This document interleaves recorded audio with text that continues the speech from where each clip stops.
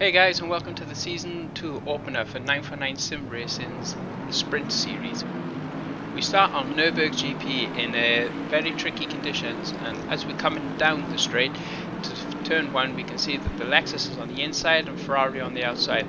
The Lexus overshoots the first corner, which allows the Bentley, who's now on the inside, to overtake, and then the Ferrari follows suit. But the Lexus gets just behind, not allowing the Mercedes to get past. As we look back, we can see that there's no drama further back, so everyone's come through turn 1 nice and clean, which is quite surprising when you consider the difficult conditions. Coming out of the Mercedes arena, we can see that it still all looks clean and there's no incidents to report of. Coming into the next corner, you can see that the Lexus brakes later and the Ferrari just doesn't see him, turns in and he's off the track. Sadly for that Ferrari, he's going to be fighting his way back up the field for the rest of the race.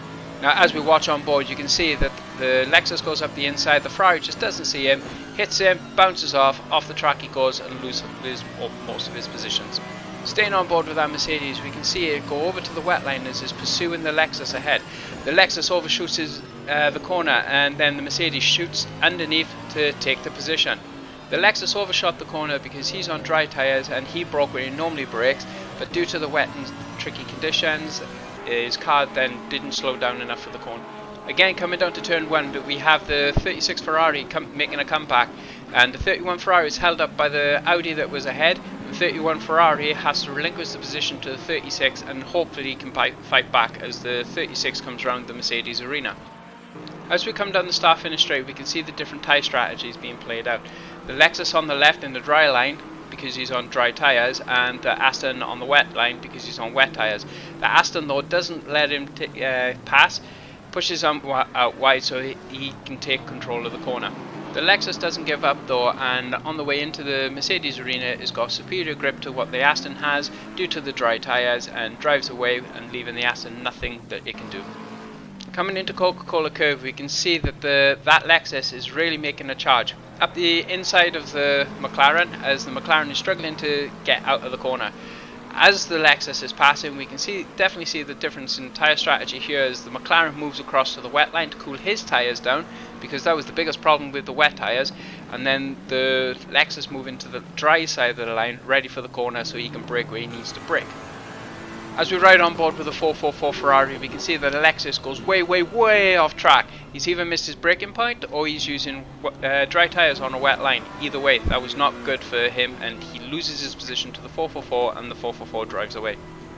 Riding on the front of the 91 Nissan, we can see that the 888 just loses it coming in through Ford Curve. They're losing the rear end, and that puts him down 2 positions as the 91 and the 64 Porsche get through. Drama for the 240 McLaren as the number 7 Aston Martin tags him on the rear end, which also allows that the fighting back 36 Ferrari shoot through the middle, sees the opportunity, goes straight through the middle to take 2 positions.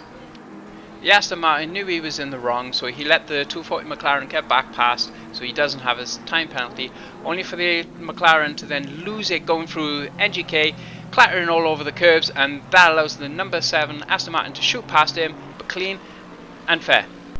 Now the battle for first position, as we see the 44 Mercedes come through, braking it a little bit late, so it causes him to overshoot the corner and allows the Lexus to drive on by underneath, and the Mercedes then tucks behind, suspect the Mercedes is on the dry tyres, and obviously on a wet surface caused him to overshoot. That now allows the Lexus to take the lead. More drama for that 36 Ferrari as he loses it on Vorsteiner Curve. He regains his composure, gets back on track, only to be harassed by the number 7 Aston Martin that's following him down, up the inside, clatters across the curb, then pushes him wide. Again, that 36 Ferrari back in all the gravel. But don't count that Ferrari out yet. Coming back to Coca-Cola Curve, you can see that the 31 Ferrari gets a little bit held up by the Audi ahead. Goes to drive around, but that Audi suddenly picks up speed. May have had an incident going into the corner, but he's okay now. I'm pretty sure the 31 Ferrari is hindered, as I'm pretty sure he's running dry tyres. He's trying to edge his way over to the wet line, but that Audi just not budging and then keeps his position going through the corner. Upon exit, the Audi seems to be having a little bit of drama, causing the 31 Ferrari to then have to slow down again. We now ride on board the 240 McLaren as he loses the back end, does a real good job to try and keep it out of the wall, but then ultimately loses a position to the 91 Nissan, gets back on track, ready to fight and chase down that Nissan again. Riding on board with that 44 Mercedes, we can see that Ferrari just gets two wheels on that grass, spits him across the other side of the track, and that's him, not out of the race, but out of his position. Sitting on the front splitter of the trailing Lexus, we can see that the 949 Lamborghini takes too much curb and gets spat across the track due to the two different surfaces, ultimately making him lose position and have to try and regain himself to fight back. As the roles change and we now sit on board that 949 Lamborghini, we can see that that car has definitely got a problem when it comes to this corner. He overshoots it again, which makes it a breeze for the Lamborghini to get past and reclaim his position. So now sitting on board the number 3 Lexus, we can see how dominating he has been. He's done his pit stop, he's back on the tail of the Aston Martin who hasn't done his pit stop and missed his pit stop window, so he should be technically a lap ahead. But the number 3 Lexus caught up, flew past him like he was standing still, again on those dry tyres. Looking back from the 31 Ferrari, we can see the Audi looking really racy, and as the Ferrari comes across again a wet line, we can see that the Audi has got scuff marks on his front, which I presume is going to hinder his performance, and explains why he has such a hard time trying to get past this Ferrari. The Ferrari holding his line on the inside, and ultimately the Audi unable to get past and being hung out to dry. On board with the 36 Ferrari coming out the Schumacher X's, get a really good run on the 44 Mercedes, hits the brake and just loses it and pushes the Mercedes also off track. The tricky conditions of this track really goes to show. The Ferrari was half on the dry line, half on the wet line, hits the brakes, as soon as he touched it, the car just wanted to turn, he counter-steered but still hit that Mercedes. As we follow the 47 Nissan, we can see that there seems to be an issue with the number 7 Aston Martin. Very slow on the apex of turn 1. And sticking to the right, still going slow, allowing the Nissan and the Lexus to go past, and for some reason goes straight off track, which leaves the Lexus to put a lap on that 47 Nissan. Coming through the Mercedes arena, we can see the 36 Ferrari has caught back up to that 44 Mercedes. On the exit, the 44 Mercedes goes wide, goes into the slippery stuff, does a real good job to try and keep hold of it, but ultimately allows that 36 Ferrari to get through and loses position. After all the difficulties that Ferrari has been through, he is now up to P2. Riding on board the front of the Bentley, we can see that as we come up to the Schumacher X's, the Ferrari gets it all wrong in the gravel trap he goes, which then allows the Audi and the Bentley to get past him, and then the Ferrari having to try and fight back again. As we're on board now with the Nissan, you can see that the 44 Mercedes seems to be having a problem as you're coming down to one of the fastest parts of the track, and the Mercedes just doesn't seem to be pulling away. Due to the compromised line, the Nissan then ends up running wide, but gets it back on track, ready for NGK.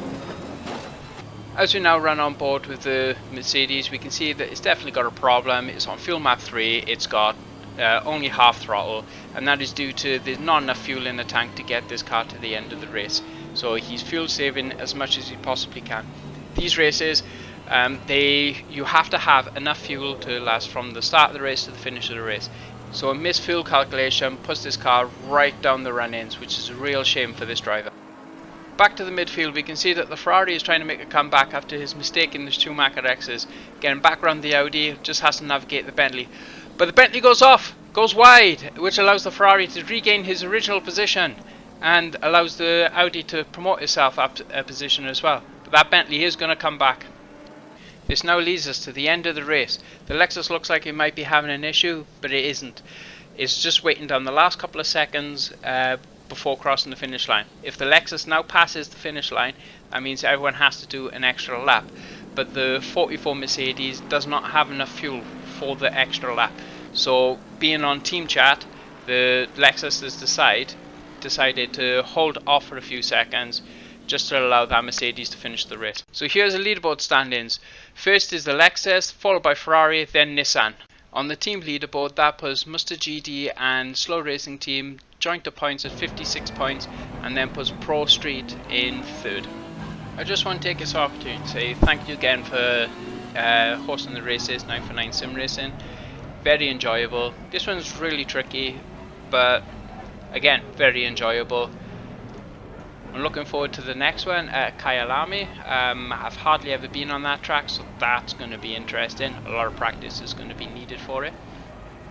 I would also like to say to the viewers, please leave a comment to what you think. I've posted another video like this just to try and get people's opinions on the better dynamics or which one they prefer a commentary of. The other one's a little bit more monotone to try and make it a bit more like highlights, and this one I try to put a little bit more energy in, but at the end of the day I just want to try and make it more entertaining for you, the viewers. I have been thinking about doing like a pre-recorded live version as well, so you'll have the full race with all different camera angles. I can't do an official live version of the race because obviously I'm racing in it, but I was thinking about doing like my own spin on a pre-recorded live version, so let me know what you think. So yeah, please look in the description if you want to have a look at 949 Sim Racing's channel. I'm going to leave this go with 2 laps of the start of Nürburgring. Again, thanks for everyone. Again, please leave a comment, and I'll see you in the next one.